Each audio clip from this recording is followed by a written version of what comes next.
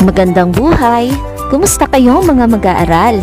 Heto na naman tayong muli para sa ilang minuto nating pag-aaral sa asignaturang ESP10. Handa ka na bang matuto sa araw na ito? Mabuti kung ganon! Pero bago ang lahat, tayo muna ay manalangin. Sa ngalan ng Ama, ng Anak, ng Espiritu Santo. Amen. Panginoon, pinupuri ka po namin at pinasasalamatan. Patawarin mo po kami sa aming mga kasalanan.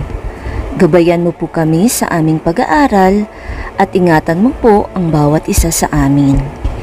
Iligtas mo po kami pati na ang aming mga mahal sa buhay. Ilayo mo po kami sa lahat ng mga sakit, lalo na po sa pandemyang kinakaharap ng buong mundo dulot ng COVID-19. Bigyan mo po kami ng malusog na isip at katawan upang malabanan namin ang lahat ng mga ito. Ingatan ninyo po kami at proteksyonan sa lahat ng masama, upang sa ganon kami po ay maging matatag at matibay sa bawat pagsubok sa aming buhay. Gawin mo po kaming makatao, makadiyos at makakalikasan. Nang sa ganon, kami po ay maging kapaki-pakinabang na mamamayan sa ating lipunan. Ang lahat pong ito ay hinihiling namin sa ngalan ni Jesus. Amen. Sa ngalan ng Ama, ng Anak, ng Espiritu Santo. Amen. Ngayon naman mga bata, muli nating balikan ang mga alituntunin sa online class.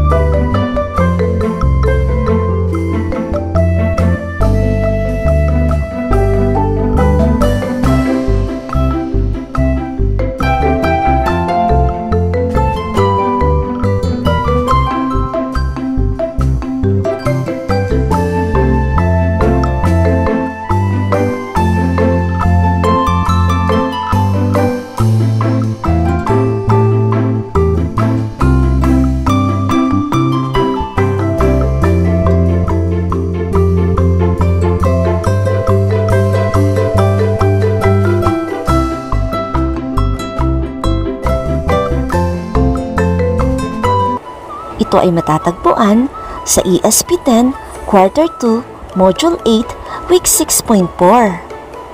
Ang paksa natin ay ang makataong kilos.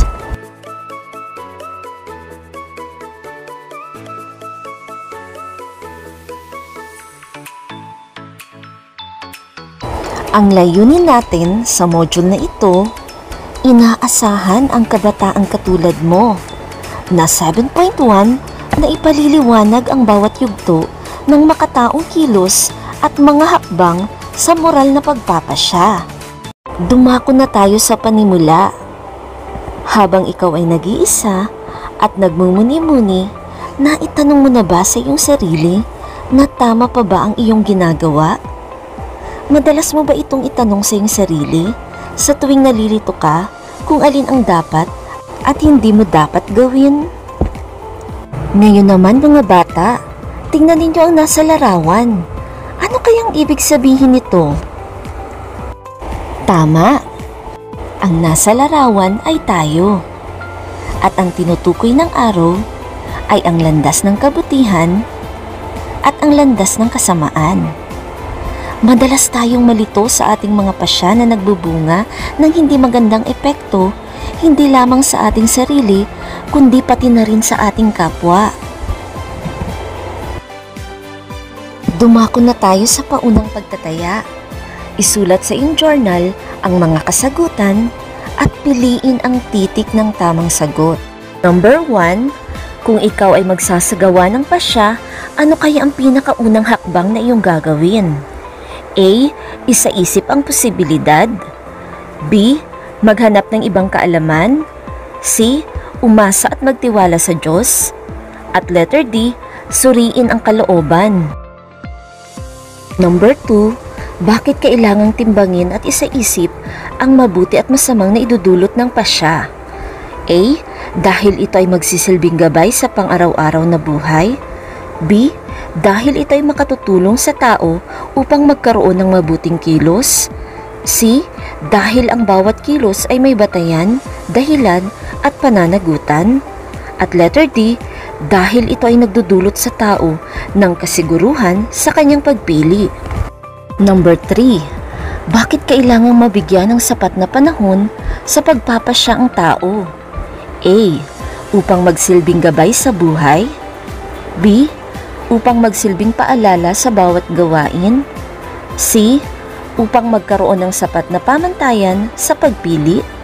D. Mapagnilayan ang bawat panig ng isasagawang pagpili.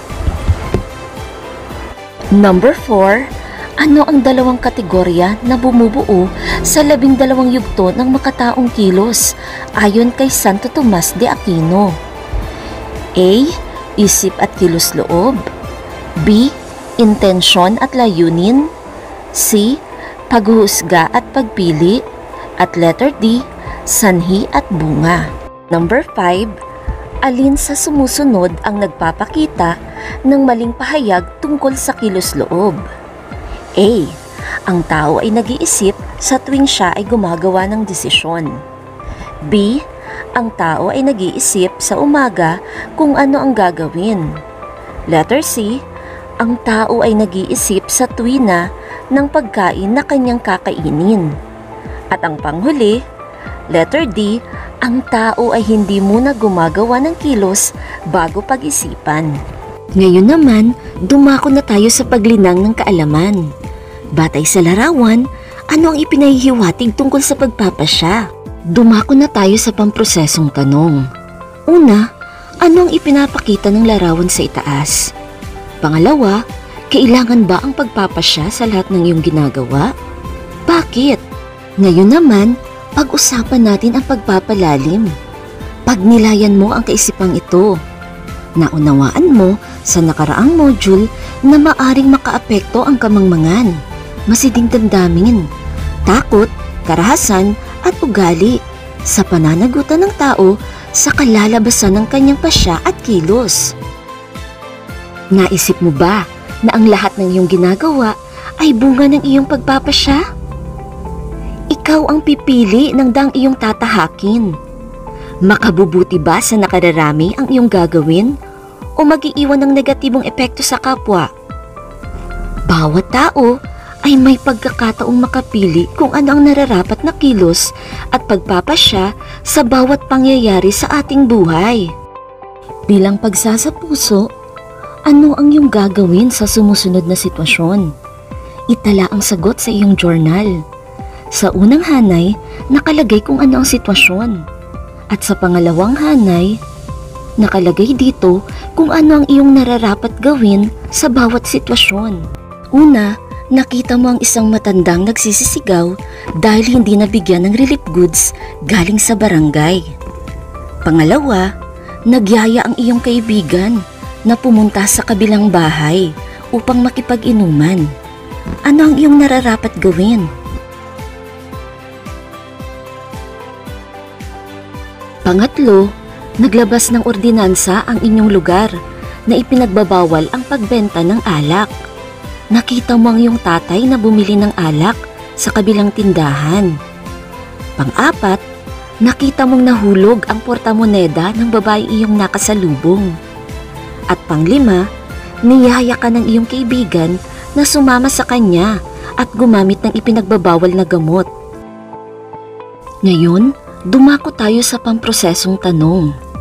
Ano ang iyong naramdaman habang pinag-iisipan ang iyong magiging sagot? May kinalaman ba ang pasya ng tao sa kilos na kanyang isasagawa? Paano nakatulong sa iyo ang pagsasagawa ng mabuting pagpapasya. Dumako na tayo sa pagsasabuhay. Sagutin ang mga sumusunod na katanungan. Una, ano-anong gawain mo sa araw-araw ang nagpapakita ng pagpapasya? At pangalawa, nakatutulong ba ito sa paghubog ng iyong pagkatao? Bakit? Binabati kita, natapos mo nang matiwasay ang unang aralin.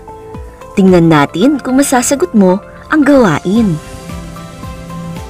Bilang pagtataya, suriin ninyo ang sumusunod na mga sitwasyon. Iguhit ang thumbs up kung ito ay makatao at thumbs down naman kung ito'y hindi makataong kilos. Una, sinusunod ko ang payo ng aking mga magulang. Pangalawa, tumutulong ako sa panahon ng kalamidad, lalo na sa pagpapanatili ng kalinisan.